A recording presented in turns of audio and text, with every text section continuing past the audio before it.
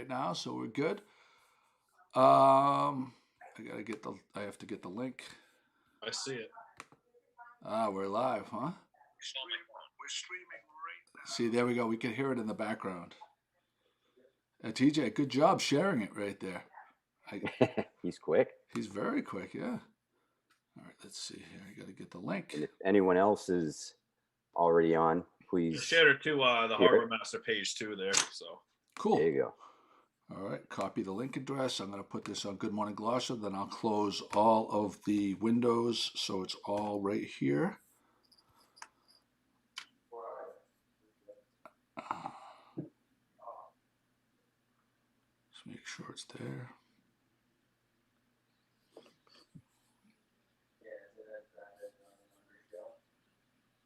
Go here.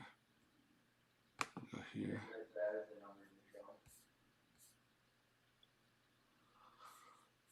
Okay, I can publish this. I'm going to close the Facebook feed. I'm going to publish this. I can close that. Publish. All right, I can close it. All right, welcome to the Gloucester Cast 407. We have one virgin. We have one Gloucester Cast virgin. Joe Borland is with us for the first time. thanks, Billy. You can say hi. We have a special thing that we have to do with you. Harbormaster TJ Ciarametaro with an E is with us.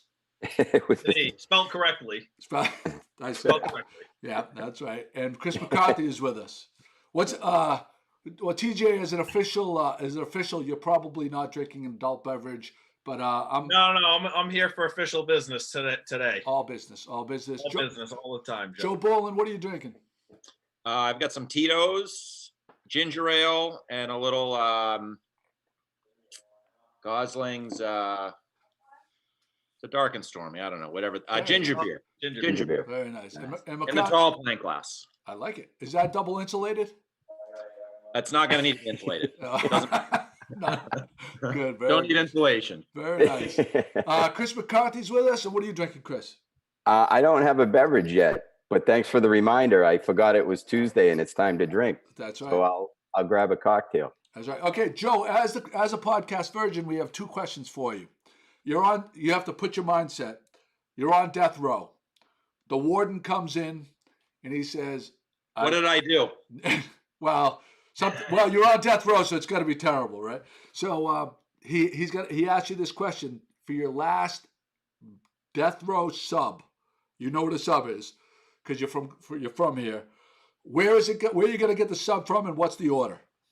Ooh, the sub. I did have a question about this because I've heard this before, and I just wanted to know if a burrito. Yeah, qualifies.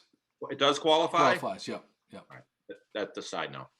I'm not going to get a burrito. I'm going to get a sub from Rose and Vicky's in Manomet, Mass. Interesting. And it's going to be a large cheeseburger, raw onions, lettuce, mustard, mayonnaise, ketchup, salt, and pepper. Very decisive. I like that. Yes. We have a lot of people come on and they take 10 minutes to answer that. It drives me up a wall. No. Every time I go down, it's where I grew up. I went to high school down there. So every time I go down there, that's your go-to. Yeah, I hit there, get my fix. All right, now it's like 4 cheeseburgers in one. Oh, it's just like this big. Comatose afterwards. Yeah, right. All right, next question, very quickly. Death row meal. What restaurant? What dish? This is a tough one. It's going to be a chicken parm, but right now, I'll be honest. I had a number one for the chicken parm, and it was the Causeway. And then Tono broke onto the scene, and I got to say it's a tie. But if I'm on death row, it'd have to be the Causeway because it's like 3 meals. Yeah, take you a little longer, right? I like it. He's a thinker. He's a thinker. Just a couple of things to get out of the way. I want to thank Chris for alerting me to the breaking news that the market on Lobster Cove is closing. Some sad news right there.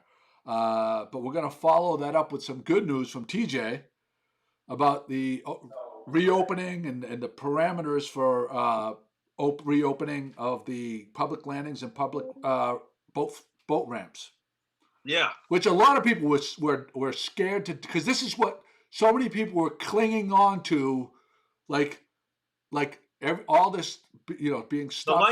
the light at the end of the tunnel. Absolutely, absolutely. So how did this come to be? And tell us, give us the rundown if you could. There were some tough decisions. There's tough decisions that people have to make, right? There's tough decisions that leaders have to make, municipal leaders, the mayor's administration, the leaders at the Board of Health. It's a pandemic. So we took a pause.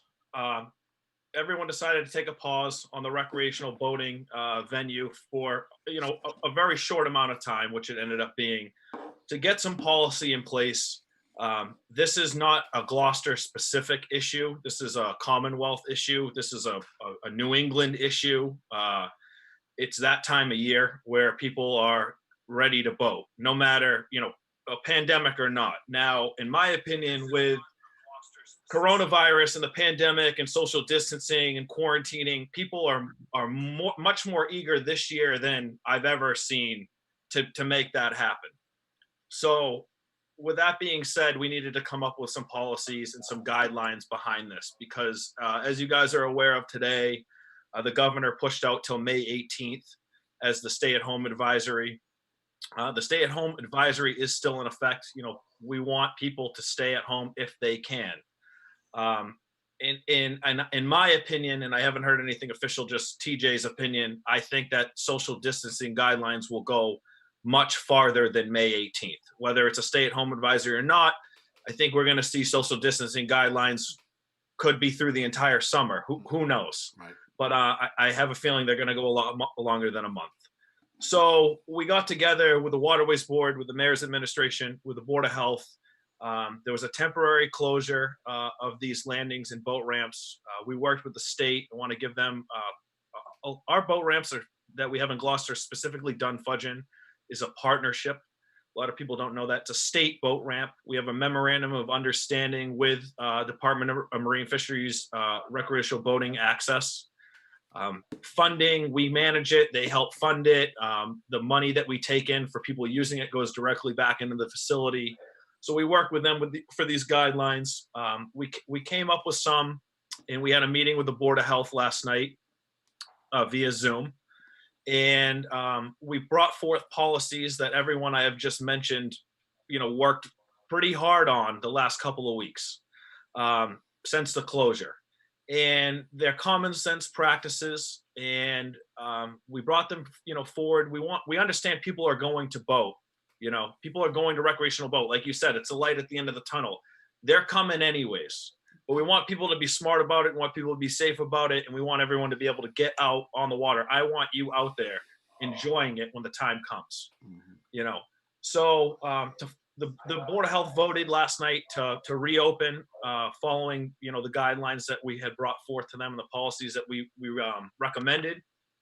And then coincidentally today, or late last night, but I got it today, it's dated April 27th, 2020, the Executive Office of Energy and Environmental Affairs from the Governor's Office from the Commonwealth came out with very similar guidelines. So at least everyone's, tracking in the right direction. Right. And if I'd like to just get right into those, if you don't mind. That's what right now everybody's on the edge of their seat. Okay. They want to hear I'm sure people asking you questions. Yeah. So listen, the ramps are open. Recreational boating is open. We are still under a stay-at-home advisory though, till May 18th. With that being said, the waterways are open for recreational boating with some pretty stringent guidelines, but they're not, they're not overboard in my opinion. They're almost everything that you've been hearing anyways this whole time. CDC recommendations, Board of Health recommendations, everything you've been hearing. Just we're going to apply it to the water now. And I really am asking, as the Harbormaster, as a recreational boater myself, if I'm not on the water for my official duties or my Coast Guard duties, I'm on the water for recreational activity. So it's very important, and I'm really asking people to really abide by these guidelines because It's recreational, and recreational activities, as everyone knows, are not could be on the chopping block at any time if the pandemic gets worse or we don't flatten the curve or so on and so forth. So we need to really try to adhere and stick to these and not have a couple people, ruin it for the minority, ruining it for the majority. Mhm. So without further ado, inland boat ramps and canoe launches are open.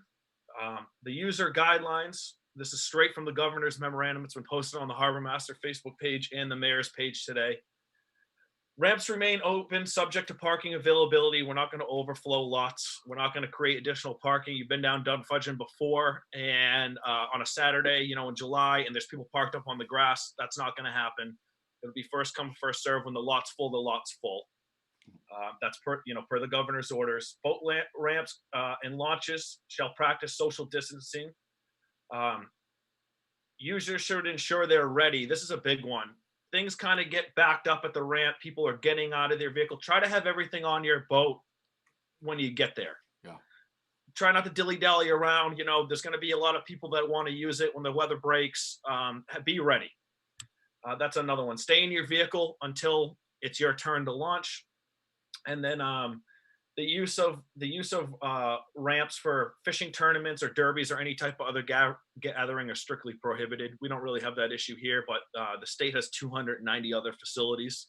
Wow. So that could be prominent in other places. It's not really pertains to Gloucester. We don't kind of have that stuff. No loitering down at the boat ramps, or a mask and face covering shall be worn in public in accordance with the Department of Public Health advisory when social distancing is not possible. If you're going out with your family, you don't need to have a mask on your boat if it's everyone you've been quarantining with. Right. But if you're down there and you find yourself in a situation where there's more people around than there supposed to be, we're asked that you're wearing some kind of face covering. Again, this is all stuff that Can I have a quick question? The Buffs or Gators? Does that qualify? Yeah, Joe's wearing one right now. What, Joe? You got a Gator on, right? Yeah, he's wearing one right now. There you go. Very, very, very hip. Sexy. That's sexy. I mean, why wouldn't you want to have one of those on, right? Good to go. So yeah, so it's not terrible. Like that is not a. You're not. Those were originally made for the boating community, anyways, to keep the sun off your face. So right. Yeah. They're relatively cheap. I think I got some the other day. I got 4 for $20 on eBay. Wow. They got delivered to my house. They're relatively cheap. It's a great alternative if you can't find some kind of other mask or whatnot. They're reusable. You can wash them. So send me the link. I'm gonna grab some. Yeah, for my family. Thank you. I'll send you the link. Some other user guidelines. We're implementing this at Dunfudgeon, and there'll be a sign down there for people that to have to remember north and south. The north side of the channel or the boat ramp, when it's busy, will be used for launching, and the south side will be used for recovering. So the south side is the Blimmen Bridge side, and the north side is the Train Bridge side. We kind of keep that cycle anyways when it's busier. Right. We don't normally have a ramp attendant, an assistant harbor master down at the boat ramp until Memorial Day. We may implement that a little bit earlier depending on volume. You need to bring exact monetary change. It's $8 per use, or you can buy a season pass for $75. A lot of people do that. If you're going to launch your boat more than 8-10 times, then it makes sense to buy the season pass. If you are coming, there will be no interaction for monetary exchange with the attendant. You'll still use the drop box like nobody was there. Right. We check it, routinely. We have a camera that's directly on the facility, so we'll be monitoring that people are doing the right thing. And if we need to go down there, we will. Can people buy that season pass online? Yeah. So generally, you can go on the city's website under the Harbormaster office and download the Dunfudgeon season ramp pass. I also posted a JPEG, which you can download from on our Facebook page, and just. Normally people are coming into the office, but they're not this time of year, or because of the coronavirus and the pandemic. So if you mail us that application with a check, we'll mail you the decal back. So it's there's no user, there's no interaction. Right. Yeah. And we're highly encouraging that. Mm-hmm. If you don't have it and you want to get it, you don't computer or download PDFs and you don't do that. Once on the days that the ramp is manned, if you have a check, we'll have that interaction. We'll have you leave the check in the drop box and the sticker, we'll make that work, whether we leave them on a table or whatever we have to do, when the time comes for that to keep with the social distancing. Hey, TJ, I have a question that Yeah. came in along those lines. Tyler said that he mailed in a season pass form today. Any idea on the turnaround for the stickers or what to do in the meantime? Yeah, so the turnaround on the stickers it's generally pretty quick. We're a little bit behind because of who isn't behind during this whole thing. So we're a little bit behind.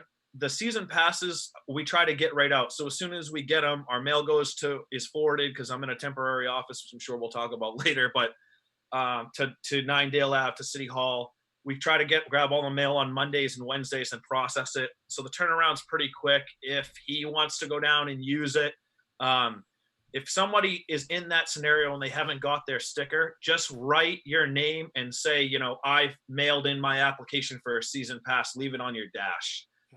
Something along those lines. Call the office and leave a message. We're not in the office, all the time this time of year, especially getting ready for a would-be season, or if we do have some kind of regular season here, God willing. So call and leave a message. Say, my name is John McCarthy. I purchased a season pass. I mailed it in last Friday. I haven't received the decal.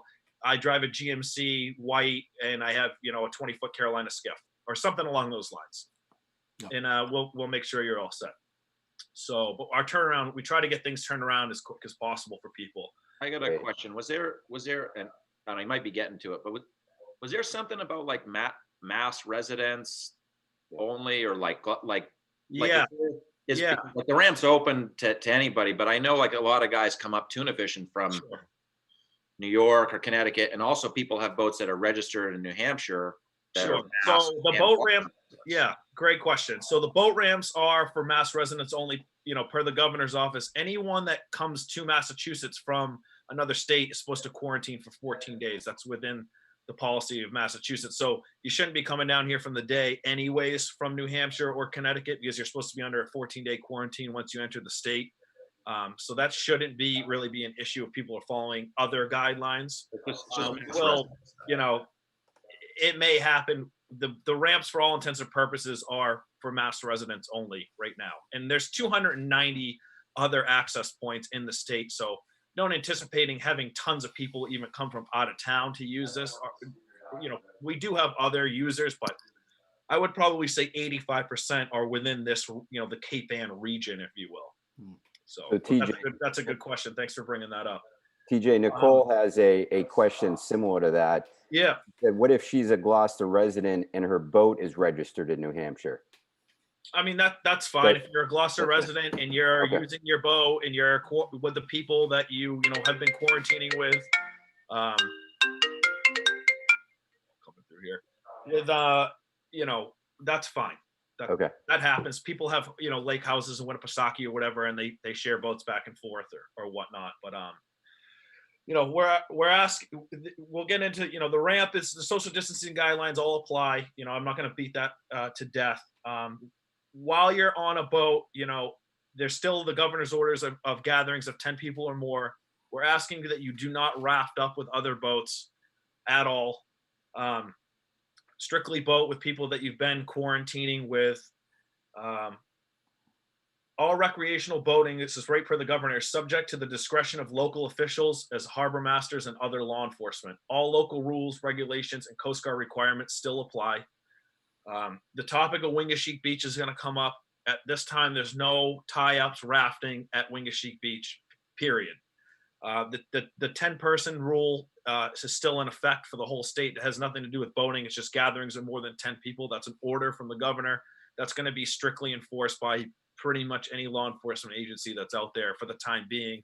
Again, we're real early. They just extended it to May. Right. Most people aren't down at Wingasheek till Fiesta time or middle of June anyway, so please don't panic yet. Right.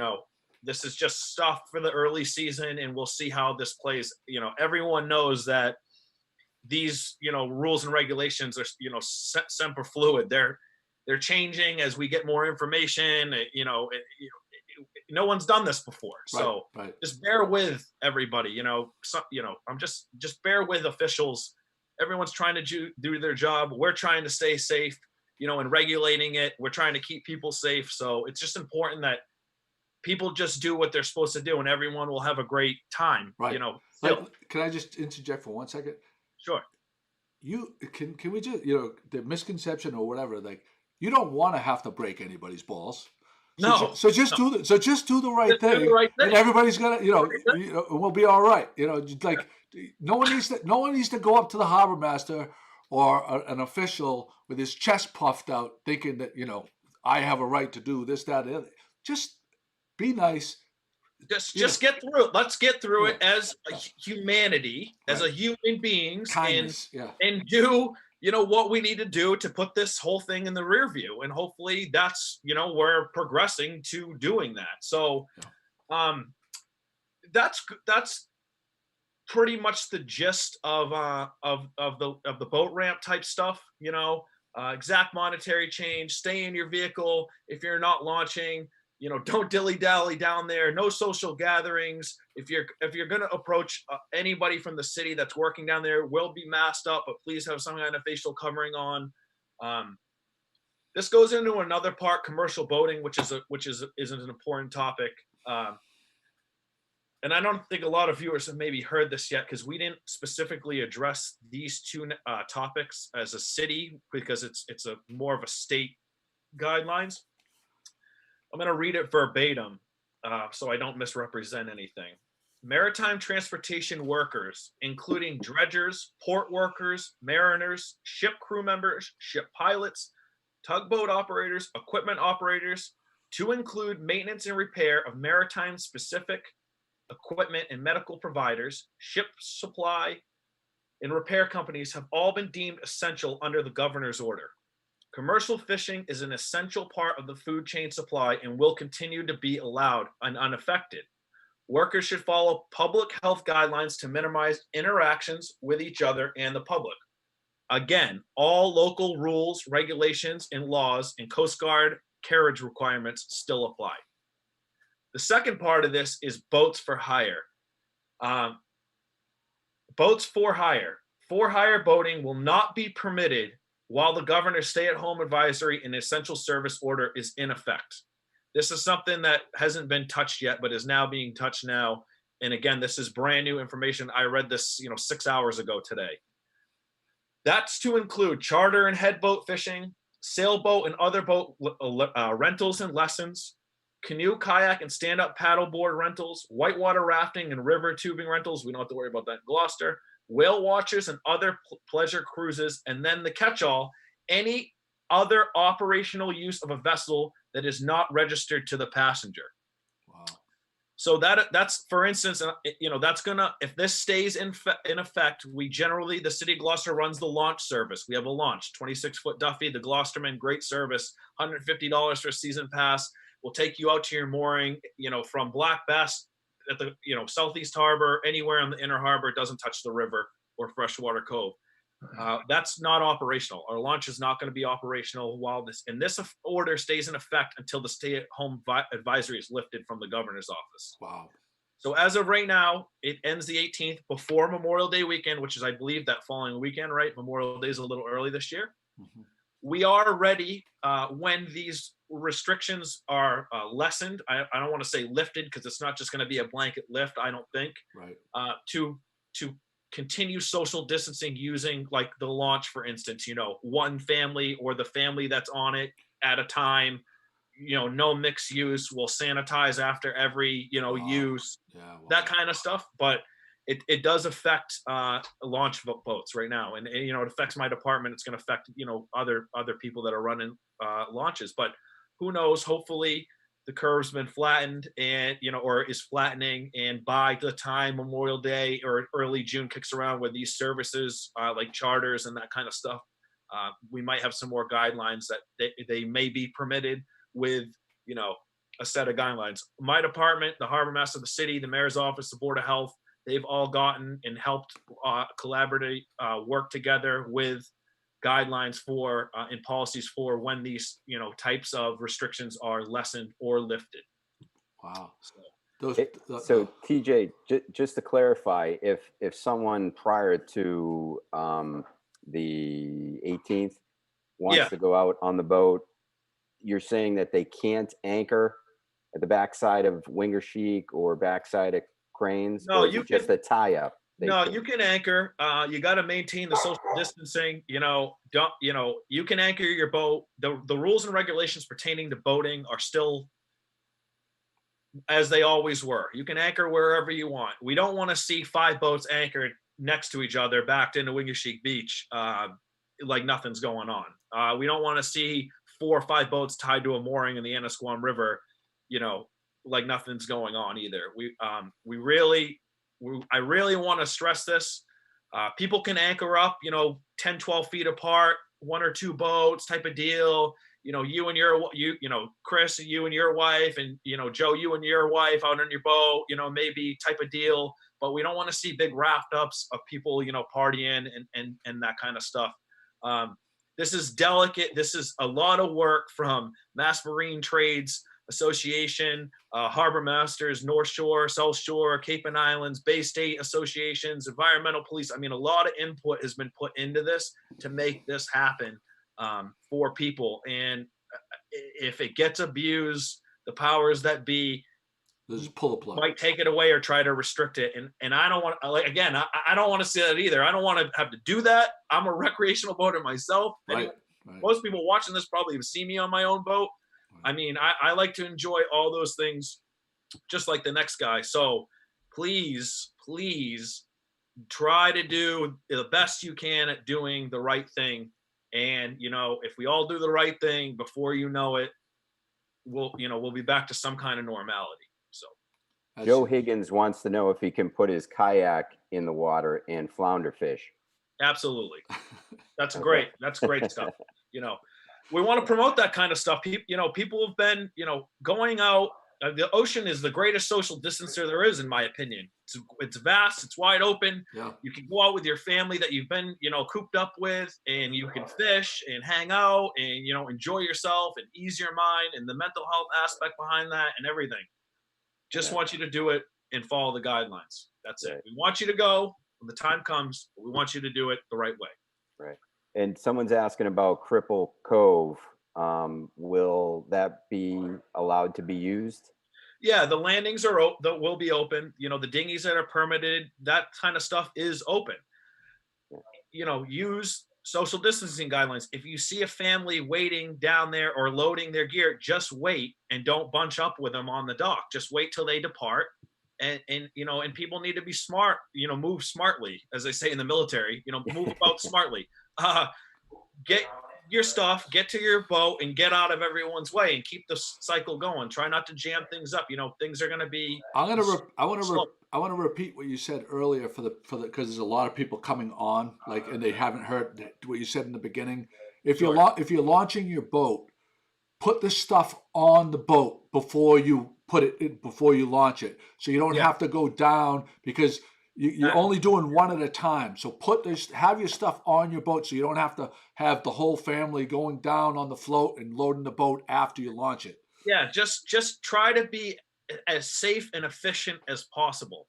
If you got your cooler in your truck, with sandwiches or whatever in it, put it on the boat before you get to the ramp, type of things, and just, one people at a time, stay in your trucks. Maintain social distancing. You say it 1,000 times. You've heard it 1,000,000 times in the last 90 days. It's what needs to happen. It's what we need to promote. It's what we need to do. And hopefully everyone can enjoy the light at the end of the tunnel, which is voting. I know how massive, it's huge for me too, personally, so yeah. I get it. We all get it. Let's just be smart about it. Well, thanks, TJ. I appreciate that. I think a lot of people are breathing a deep sigh of relief right now. Right. 2 weeks ago, what a horror show that was. People were like, "Yeah, no, it was losing their minds." The weather's coming. We got it figured out. There's a lot that happens behind the scenes too. People, and I'm guilty of it myself. As you see something that somebody does, and you jump to, your own conclusions or opinions, and just. There's a lot of people that are working tirelessly a lot harder than I'm working, behind the scenes with the Board of Health and other areas of municipal and state government that are working around the clock to keep people safe, but also keep people sane. So Yeah. this is a good policy. I appreciate the governor putting this out and the lieutenant governor. And, I know that my colleagues at the Harbormaster Association, Bay State are happy with this as well. So Kathy McCarthy asked about the marinas. What is this? How does it work at the marinas? Are the marinas good to go, or how does that work? I have gotten no specific guidance behind marinas yet. I don't think any guidance has come out besides the commercial and recreational. I mean, commercial use is still, considered essential. Mm-hmm. Marinas are working with their own policies. I'm sure that there's more guidance to come out behind marinas. I don't have any specific guidance to that, nor does the city of Gloucester at this time. It's all whatever the governor's orders have come out. So whatever comes from the state pertains to those businesses, so. Oh, well, thank you for that, man. That's all I've been thinking about is getting out on that damn boat. And I mean, you and everybody else, that's sure, why yeah. such an important topic, because we're going to be getting into May here, and you got to make a decision if you're going to unwrap your boat. Yeah, it was important to get it was important to get this stuff out and figured out early, in my opinion, and that's what we tried to do here. It was a brief pause. It upset some people, but it's been raining and 40 degrees anyways. Yeah. We got it figured out. You're going to be good to go. There you go. Joe Borland, Yeah. our podcast virgin. Like the stories. So we have to draw a line in the sand because we don't want to say anything that's going to get you in trouble. A man of your stature in the community and stuff like that. I appreciate that. Thank you. But you're a man that wears many hats on the waterfront. You're a facilitator, I would say. But if something needs to happen, permit wise, dock wise, salvage wise. You wear many hats. Can you describe the name of your company and what are some of the services you provide to the public? So Marine Solutions is a company, there's sort of two aspects, I guess, two different companies. So my company, Marine Solutions, Chapter 91 permitting. We do, last year, we acquired a new mooring service barge from an operation in Salem. So we service now 330 moorings between Salem and Gloucester. Wow, that'll keep you busy. We do dock installs from conception to installation. So if you end up living on the water somewhere and you don't have a dock in front of your house and you want a dock in front of your house, there's a lot of facets to that. Chapter 91, 10A, there's a lot of permitting, legalities, DEP, Concom, so I can help with that. Maintenance and repair of anything on the water. And then when it's lousy weather and we can't work and it's really lousy, like there's a hurricane and stuff starts breaking loose, hopefully the stuff that we didn't install, we'll go out and try to save it before it's damaged. Last fall there was a bad storm and down in Watson's Cove. I was watching. I didn't realize it was you at Smash. Oh yeah. The Añejo. It was a sailboat had broken loose. Yeah, nice boat. And, nice boat. And the boat was kind of beached and it was rough weather. And it wasn't kind of beach. It was up on the rocks. That's what I would call nautical. It was nautical. It was very nautical. Nautical. So I had driven by there. I knew who, it was Birch, this guy that works for TJ, drives a launch, I think, for him. And he's an assistant harbormaster. Great guy. And I'd gone by at low tide to check on a place out on Eastern Point. And, tide was out. He's hard aground. The thing was on the side.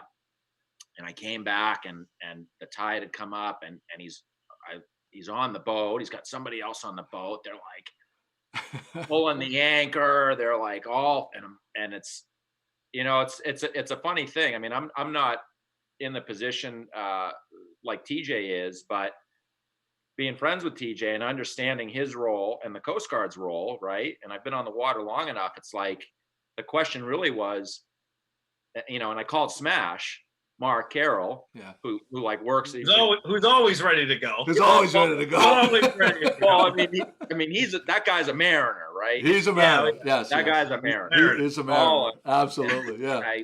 You know, we had acquired. Well, to get back to what I was saying, it's like, how many people do you put in danger, right? So the Coast Guard and you know, correct me if I'm wrong, TJ, but like they're not in the business of you know, personal property.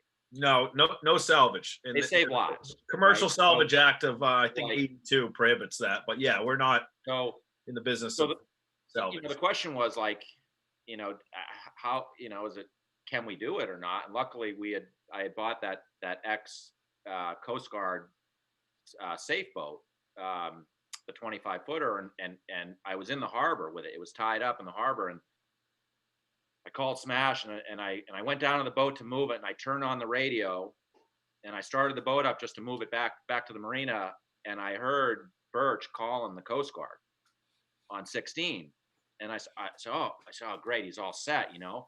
And he calls. I said, oh, Coast Guard, yeah, it's the Inejo. We got underway. We're not aground, but I fouled my rudder. We're in distress.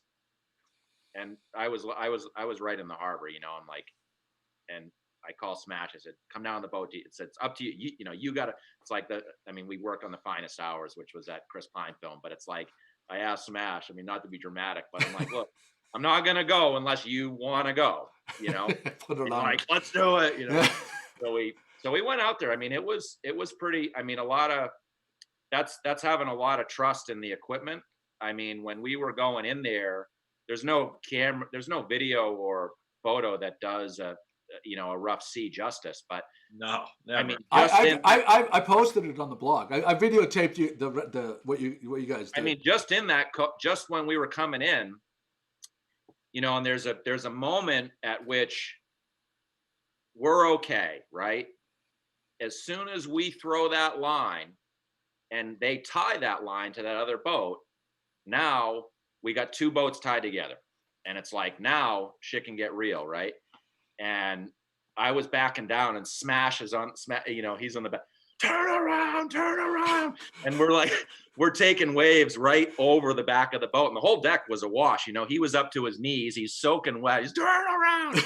I was, all right, we turned around, and we ended up pulling him all the way out into the outer, around 10-Pound Island. You know, because in case something goes wrong, you don't want to end up on the rocks again. Right. You know. Right, yeah. But that was an interesting one.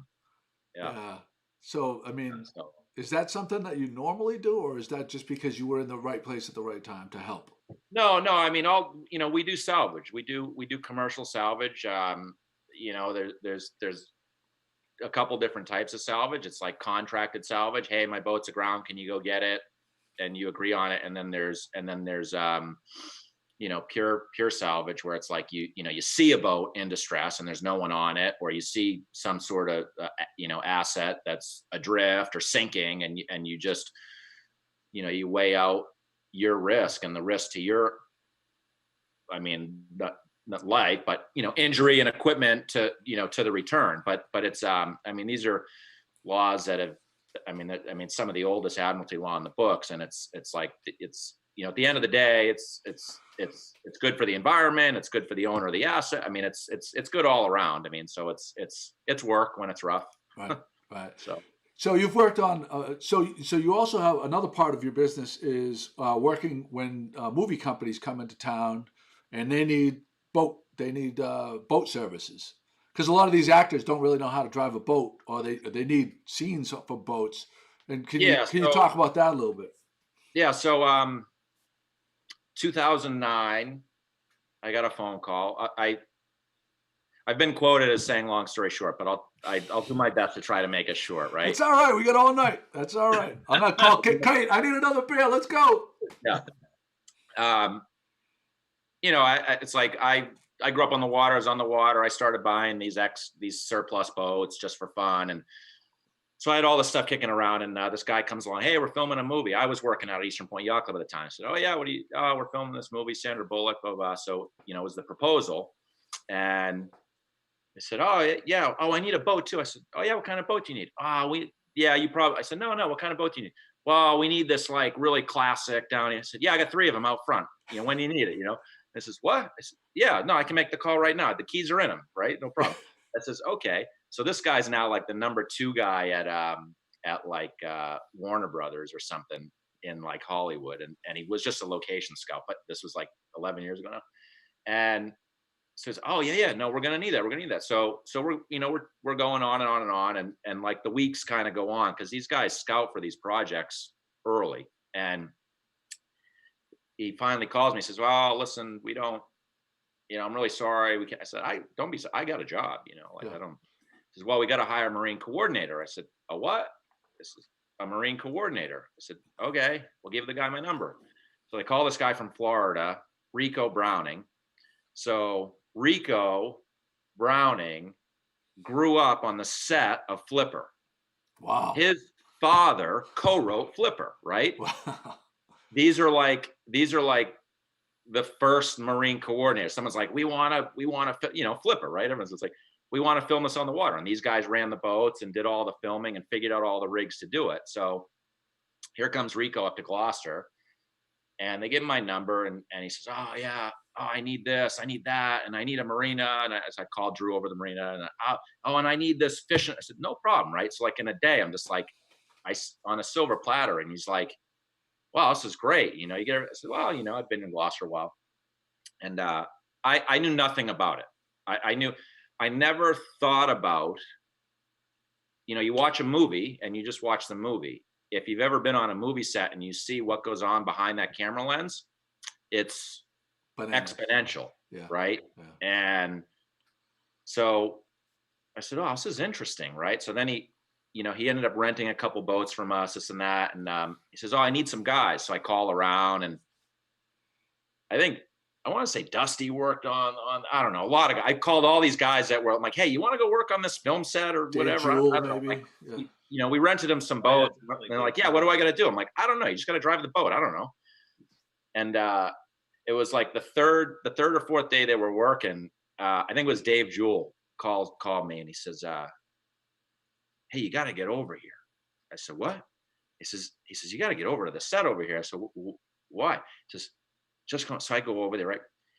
There was like an omelet chef, like the food, the craft services was like, before they even started working. Yeah. It's like, and I'm like, I'm looking around. I'm like, what is the deal with this? I mean, that was a pretty well-funded movie, And I started asking questions. I said, wow, what's the deal? Like, what's the deal with this? Marine coordinator renting these boats. And long story short, I made as many connections as I could on that project. One of them was like, a guy that was pretty high up at the Teamsters, who gave me a real good education about the whole business. And they left, and I my friend Drew Dominic, I said, hey, I'm starting this business. You own some boats, I own some boats. Let's motion picture boats. I got bought the domain like that night. It just like came to me, like they couldn't sleep, and then started consulting for film. But it was a the timing was perfect, because that was right when the tax film incentive got voted in. Right. So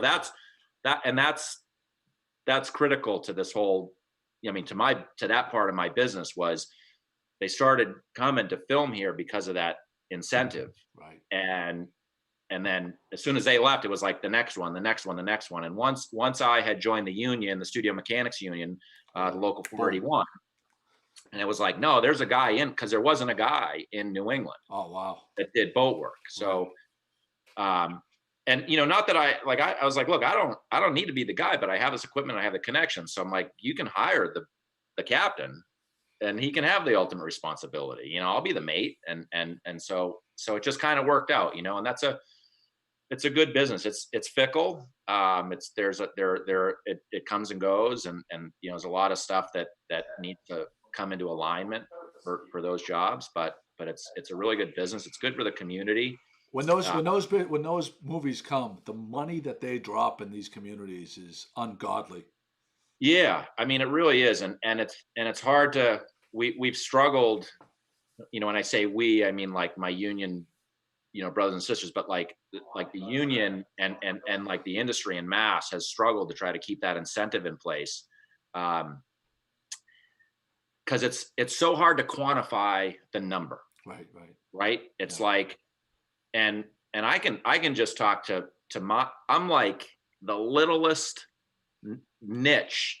I'm a droplet in this 55-gallon drum of water when it comes to making a movie, right? I'm like half a droplet. Yeah. And I can quantify my trickle down. I mean, we own 12 boats or something, and it's like fuel, maintenance, fiberglass, paint, fenders, transportation, trucks. All the guys working for you. Insurance. Oh yeah, when they come to town, I'll put 12, 14 guys to work.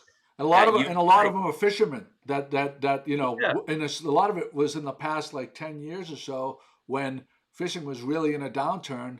There was a lot of times I know some of my boats were working on movie sets where they would not be getting a paycheck. Well, and what's great about that is like for me, it's like, spread the wealth here, right? It's like I found out real quick that it's like that, like if you build it, they will come, right? So like if we have that infrastructure and we support it and we do it smartly with a good, I mean, we come on, it's like, and I don't want to blow wind, but it's like, we do these jobs and it's like a lot of the guys, well, it's like, man, the Marine crew, these guys, they know their business. I said, well, these guys are all done it. Yeah. They're all pros, or Coast Guard, or I mean, these guys are all from the industry. And it makes us look great. It makes the whole crew. I mean, it all comes off flawlessly. But like the fishermen, like we've rented tons of lobster boats, and it's like we'll coordinate that with those guys on days that they can stay in and not fish. Right. And then if they need to fish because of a nice day, we'll just pay them a rate that's the rate or better than what it would have been to go fishing. Yeah. So it's good. It is good. So what are some of the movies? So for the people, like people are dying to hear some of the movies that you've worked on. I jotted some notes down and I tried to make a list, but it's been like 10 years, and I think on average we've done 6 or 8 projects a year. Wow. Some like the big one where what was a big eye opener was The Finest Hours, and that was the Disney movie with Chris Pine. We did Manchester by the Sea. We did like 3 weeks of work on the town that never even made it to the movie. In the director's cut, though, I keep telling you. Yeah, no, and I haven't seen it. Right? If you watch the director's cut, all the Marine work is in there, every bit of it. But I mean, you want to talk about money? They probably spent, I don't know, $300,000 or something for all, and it never even made it. Just ended up on the cutting room. But I went to Europe on Dunkirk. I did King Kong in Vietnam with the Marine crew. The Grown Ups 1 and 2, Defending Jacob, Clear History, Ted 2. The Proposal, Central Intelligence. I was in Joy. Actually, I was in The Finest Hours too. Just my shoulder. I've actually got a picture. I worked. That was years ago now with Joy. I worked with Joe on that movie, and I have a picture in my phone of him giving tips to De Niro. Go get them. Put it up to the camera. Put it up to the camera. All right. It might take me a minute to find it, but that's all right. You gotta get it. He was actively giving nautical advice, seamanship advice to Bobby. Yeah, I got the photo. Let me find it. So there's all this, it's like for every hour of setup, there's like 6 minutes of like, all right, let's get the shot, right? Yeah. So we're standing there, and we had this sailboat. It's a sailboat scene where they take the family out sailing, and Robert. And it was funny because like for the half of the day, everyone's going, Bob this, Bob that. And I'm like, who's Bob? Yeah. Bobby, yeah. Right. It's like, oh, Bob. Right. Okay, Bob. What was the I'm sorry, go ahead. Finish up. Oh, I was gonna say so I'm saying, and he's just, I mean, he's such a good actor because he's not acting. I mean, not acting. Guy talks like he does like all the time. It's insane. And I'm not going to do it justice, but we're standing there and we're waiting. And generally, I try to just keep my mouth shut on the movie set. Like until I'm needed, just stay out of the way, make it happen, or be one step ahead, right?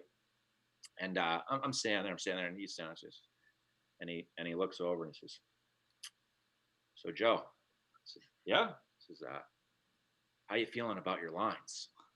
Right? 'Cause they gave me a line. It was a whole thing. Like, and that's a whole thing, right? And so my line, you want to hear it? Yeah, absolutely. Yeah. Okay, I'm gonna get into character. I'm at the wheel, and I just say, "Shoving off." That's it. That's it. How do you feel about your lines? How do you feel? Right? That's And he awesome.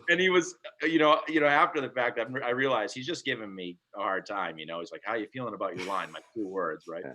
I said, "I don't know, pretty good." He Hey. says, "Well, you want to run through it?" And I'm like, "Yeah, sure." Right. So we go back and forth, and TJ's standing there with a couple other guys that we got down there on the Marine crew, and they're like, "What could he pop? He's up there. It's like it's his best friend. He was such a nice guy." Yeah. Oh, he was. It's That's close great. to to phone, hear. I think. I gotta go years ago. Hey, now. Joe, we have a couple shout outs. Warren Wah says, Joe Warren. Borland, one of the most generous contributors to the Bluefin Blowout. Truly a special guy. I appreciate that, Warren. Thank you. That's a great event. Nicole Schraff says, I could listen to Joe Borland stories all day. Nicole, we've known each other for a long time. And then I don't know Mark Carroll, but That's he- Smash. That's Smash. Oh, it's Smash. That's, we were telling the story. He's the one who went out Right. for the rescue. Yeah. He's Okay, on the water right now. The guy's doing a delivery right now. He says, I'm here alive coming up the coast in St. Yeah. Augustine, Florida now. Yeah, he's bringing a yacht up from Florida, actually to Gloucester right now. Really? Yeah. Wow. And then Mark Pedograsso, yeah. Yeah, Marky. he says, to date, Gloucester has been my absolute favorite place to work. Yeah. So Mark's a stunt man and a stunt coordinator. So when we did Coda, which I got it. I got the photo. Yeah. Oh, here we go. if you guys It was Bobby that day. That's awesome. Oh, here's Joe with them and Jennifer Lawrence on that movie. Jennifer Look at him in his Lawrence. captain's hat. Look at Oh, nice hat. The Greek sailor's hat. yeah, Oh, great. him. That's awesome. that was a fun day. Here's another one. Look at that. Nice. This was a while ago now, Joe. This was 2014. Yeah. Jesus. Wow. Yeah. Yeah. Joe, Go ahead. did you work on that movie, the Sad movie, where they filmed a lot of it at Pratty's, and who was it? Ben Affleck's brother, Casey Affleck, was in it. Manchester by the Sea. Yeah, Manchester by the Sea. Oh, that was Manchester by the Sea. Okay, I didn't Yeah. put the name together. Yeah, there was a lot of boating scenes in that one, wasn't there?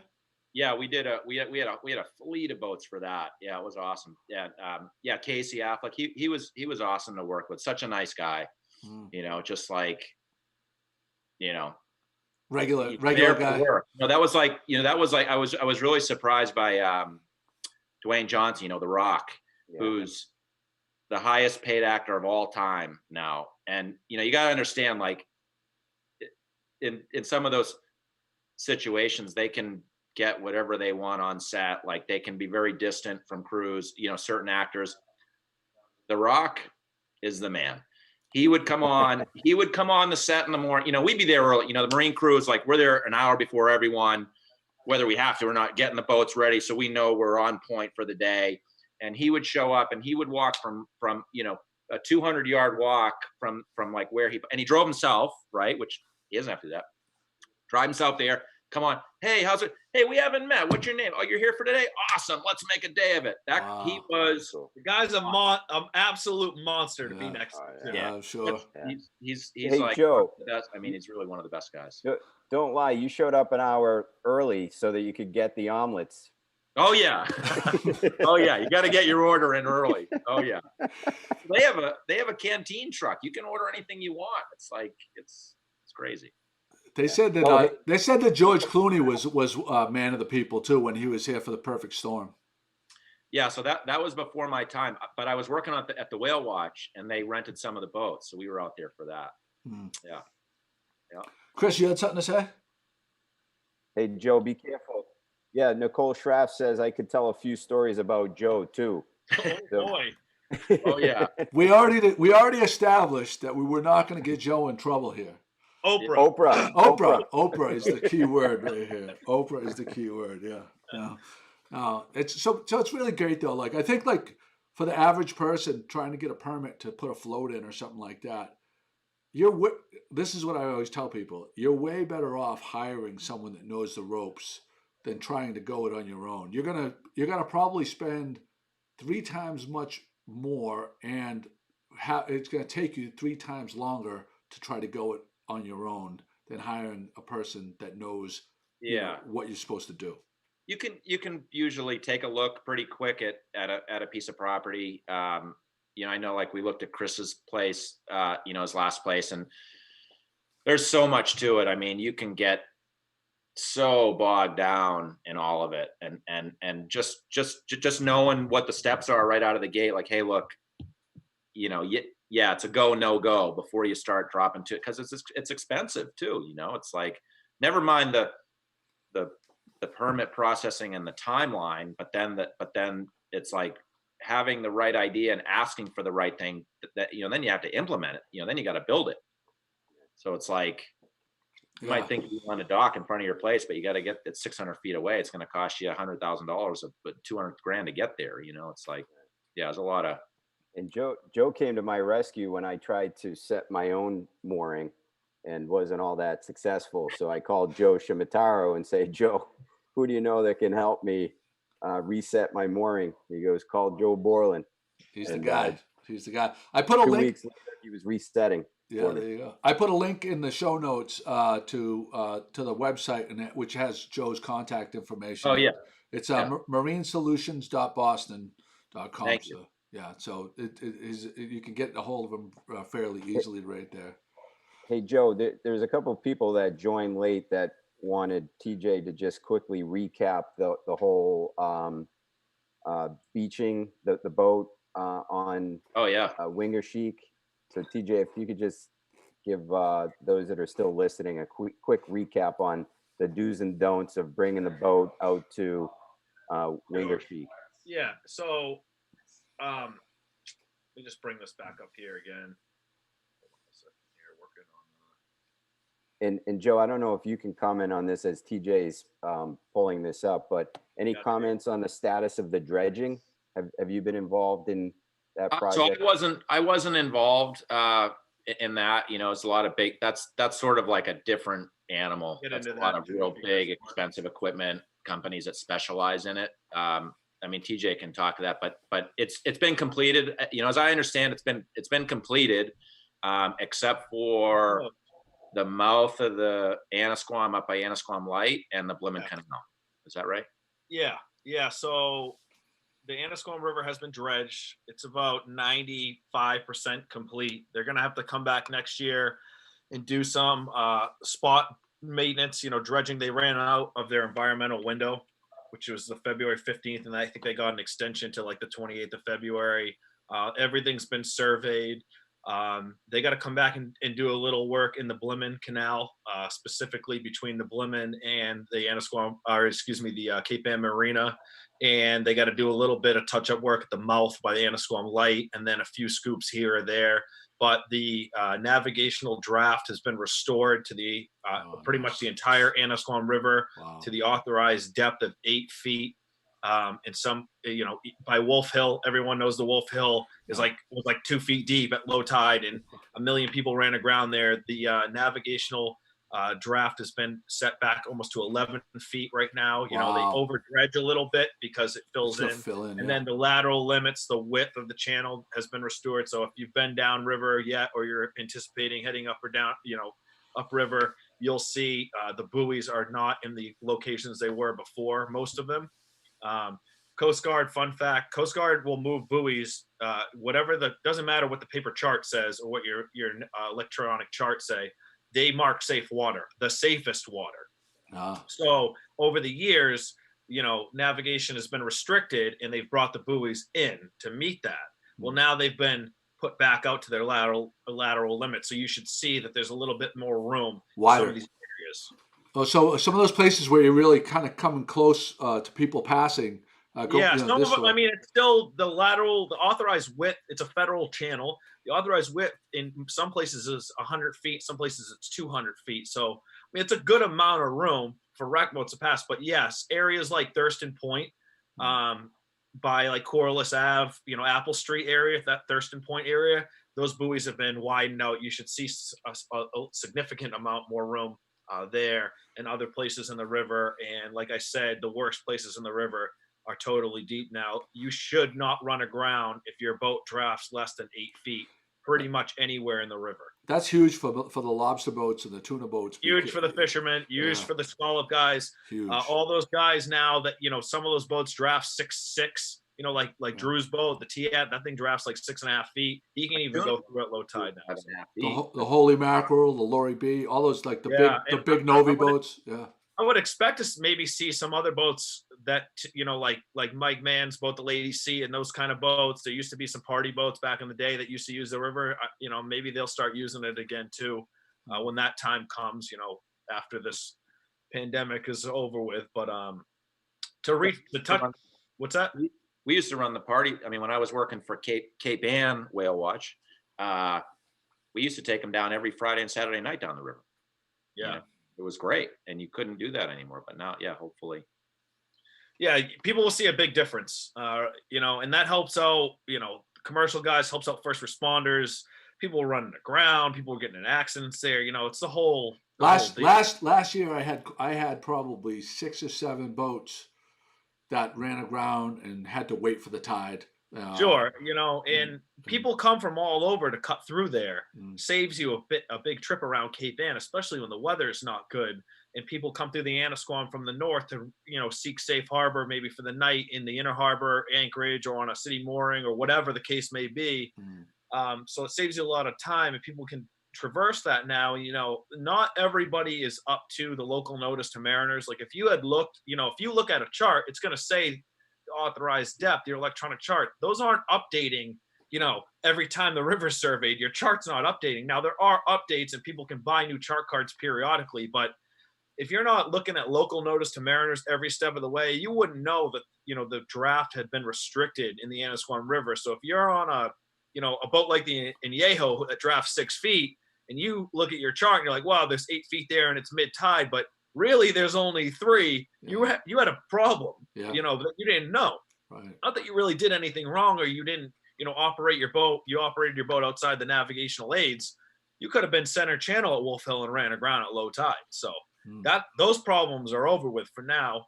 And then years to come, we'll have to look, at maintenance, dredging, and so on and so forth. But the governor's has a fund for that now. First time, Governor Baker, first time ever in Massachusetts. There's actual money, grant money. That's a match, municipal match for shallow draft navigation projects.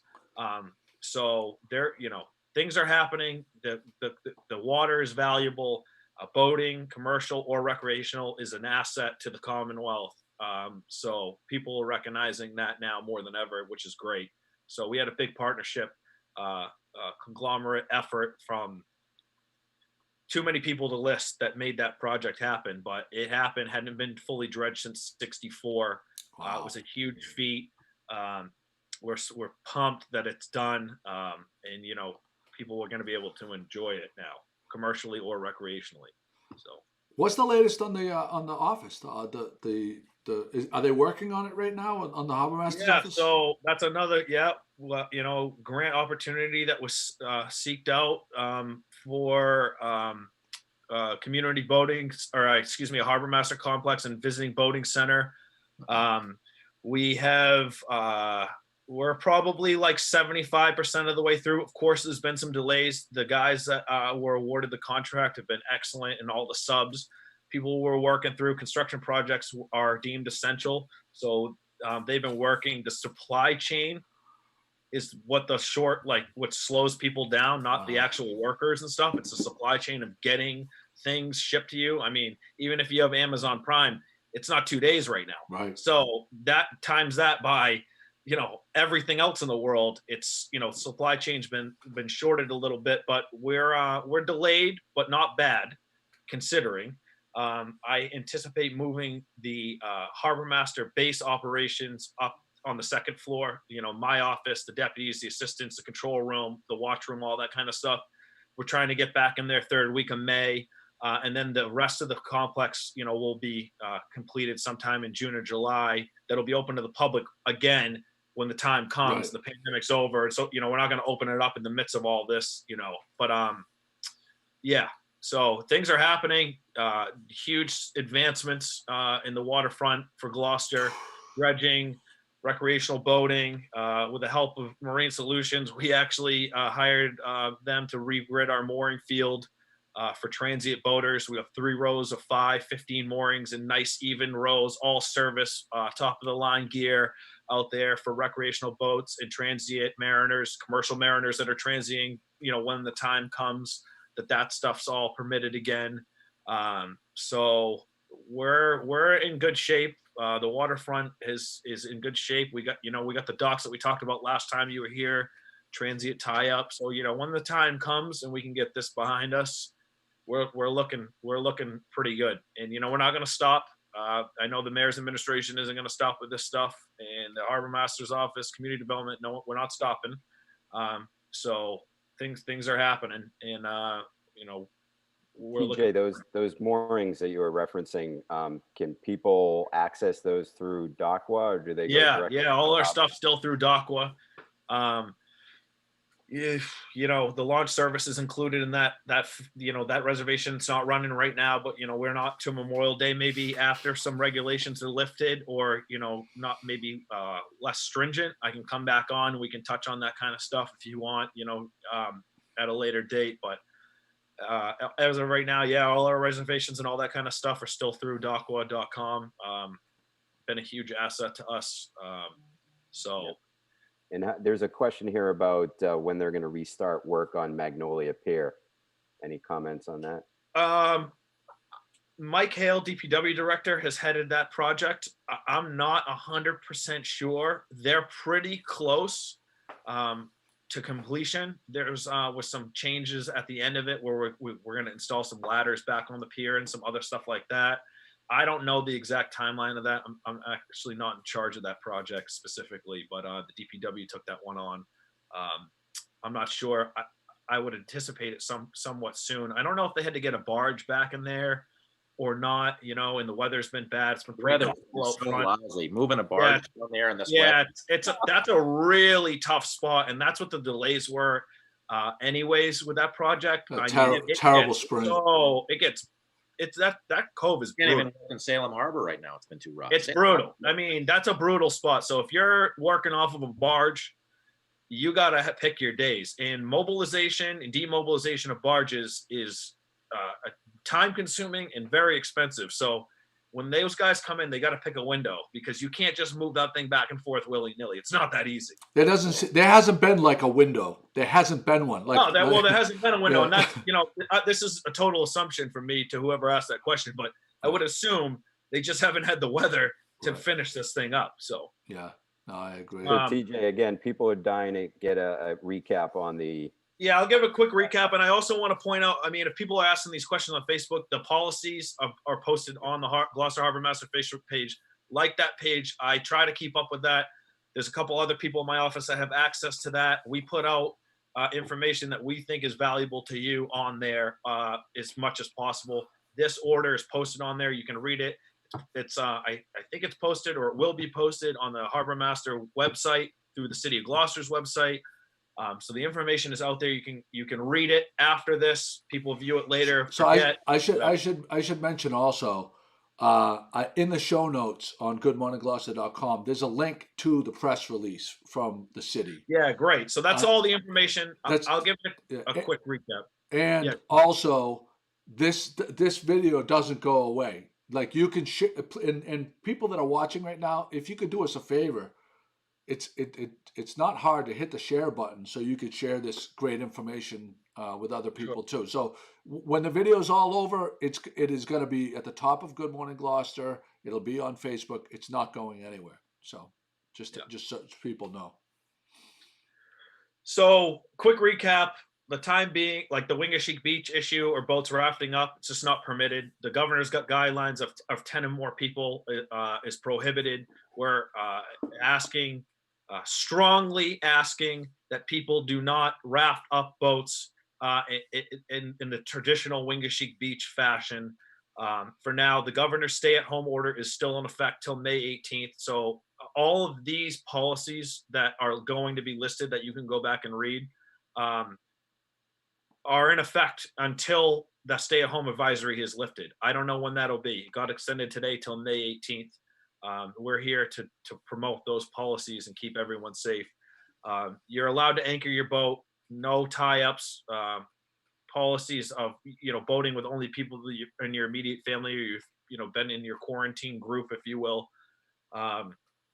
So the boat ramps are open, the public landings are open. One vehicle at a time. Try to pre-stage all your equipment so you're not overloading those areas. The north dock is used on heavy traffic days for inserting your boat, and then taking your boat out will be the south dock. So that's the south one's the one that's closest to the Blimmen Bridge. The north one is closest to the railroad bridge. Keep a good traffic pattern down there. If you're out and you're dealing with personnel, have a mask on. The general stuff that you've been told. This is not new information to anybody. It is, take whatever you're practicing on land and just put it on your boat now. You wouldn't go around and ride around with 20 people in your car right now. If you could, right. You're not. So that stuff all still applies. It applies to the boats. Be smart about it.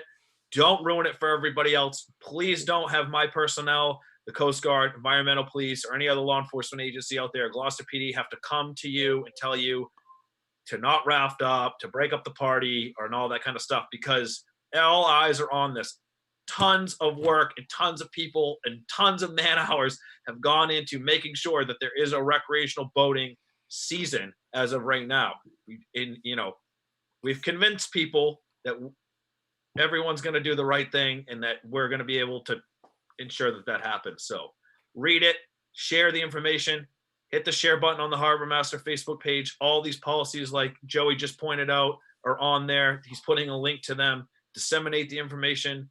If everyone knows about it, it makes our jobs easier. So, and you don't and you don't want to have to go and bust anyone's balls. No, I don't. And nor does anyone that works for me or any other law enforcement agency that I'm a part of. I don't know if some people know this, but I'm still in the Coast Guard Reserves. I'm a reservist out of Boston. I drill out of Station Boston once a month. And it's the same story down there on the federal side too. We're not out looking to do this kind of stuff. So we don't want to interact with you as much as you want to interact with us. If you interact with us, we want to say, hey, how's it going? How's the fishing? You know what I mean? That type of stuff. We don't want to have to come and find you and get calls and complaints because there's 20 boats rafted up, at Cross Creek, raging on a Saturday during a pandemic. Right. Just do the right thing. It's all it's like Bill Belichick, like, do your job. Just do your job. Just do the right thing. That's it. Very simple. We have a shout out from Virginia Douglas. She says, great job, TJ. We love our Harbormaster. Right. Thanks, Virginia. There you go. Joe, can you pull up your gator so people can see what a gator is? These are actually made for the boating community. A lot of landscapers use these, and these are great masks, and they don't look like ridiculous. You can buy them like that. If you can think of a design, they've got it already for sale. Oh yeah, there's a million of them out on there. Amazon. Yeah. They're like $5. Yeah, I'm going on Amazon as soon as this is over. I'm going on Amazon. I'm gonna purchase a couple for the. Might be tough on Amazon. I didn't find any the other day on Amazon, but I did find them on eBay, and I bought them. I bought like 5 of them for like $25 or $20 or something, and they've already shipped from Florida. These are huge in Florida. You can't go to a 7-Eleven in Florida and not see those on the shelf. I'm sure. Yeah. So, yeah. You keep one in the car. Keep one in the keep one in the house. Keep one at work, and you can wash them. You can reuse them. Yeah. Really, really UV smart. protectant. I mean, they serve a bunch of purposes. So Absolutely. Joe, are there any movies coming up that people should know about? Anything in the books?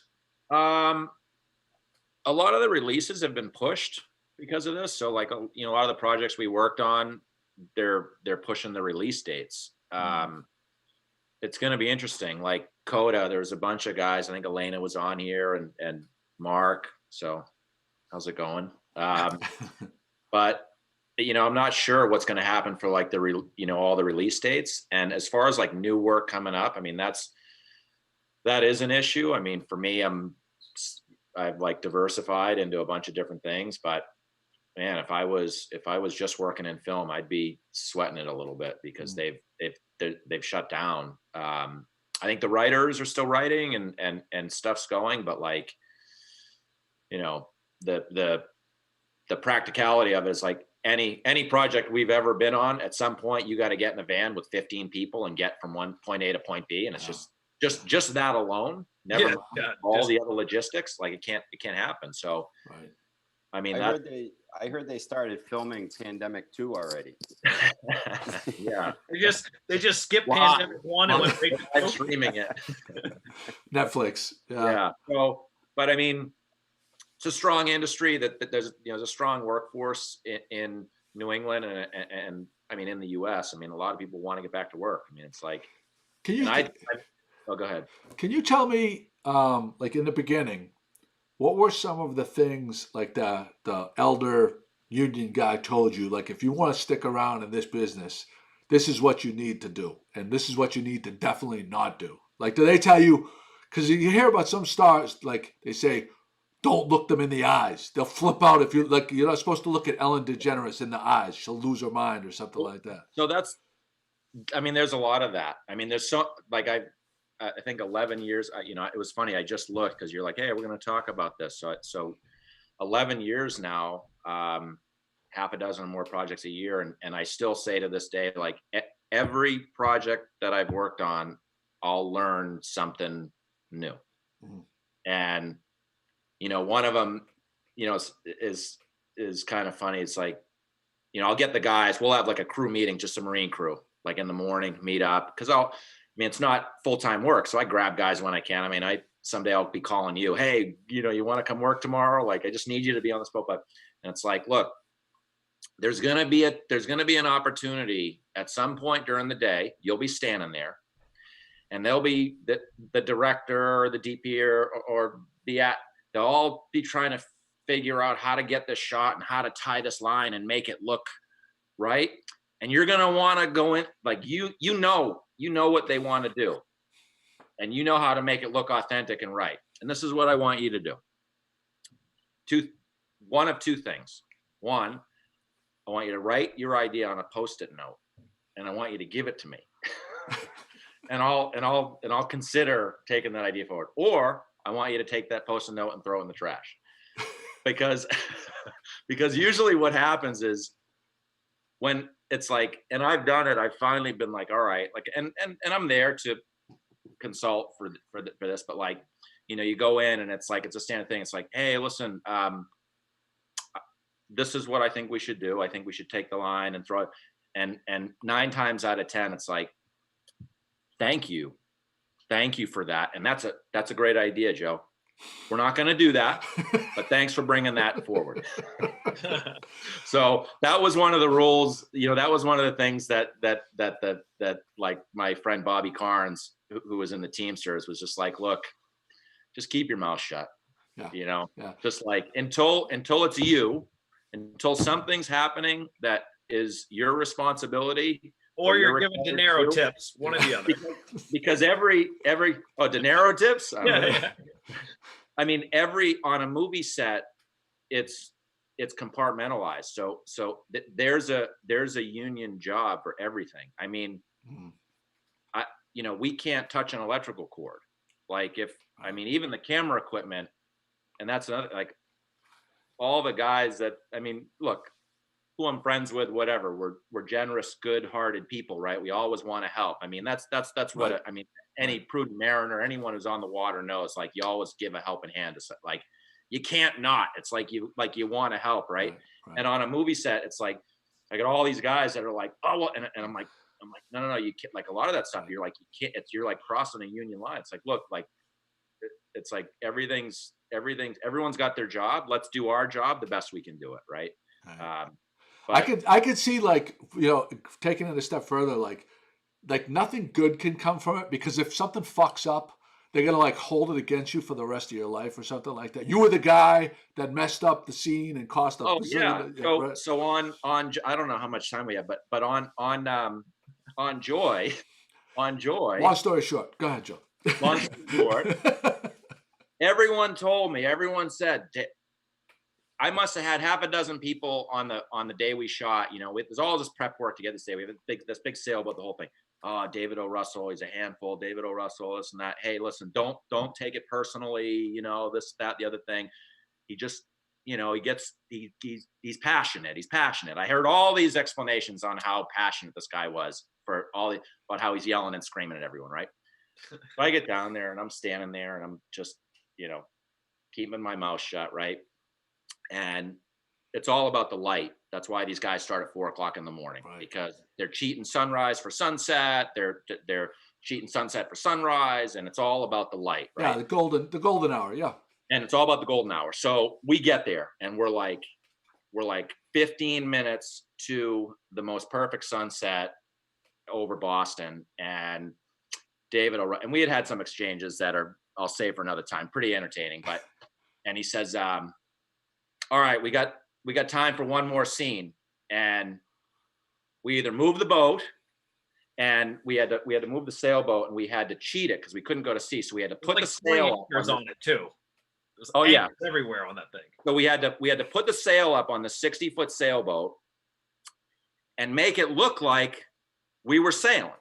And we we're going to hold the camera at the stern and just point it out. And we were at this marina down in Lynn. So I didn't even know there's this big bay in Lynn, right? Who knew?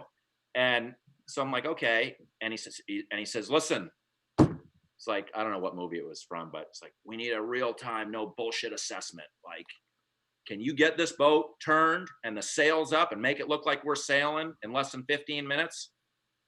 And everyone like stops, and I'm just like the Marine guy, right? I'm like, I said, I'm like, yeah, no problem. And he's like, if you can't, and we set up for this shot and change all the cameras and the lighting and the screens and change the actors into the different clothes, and we don't get it, you fucked it.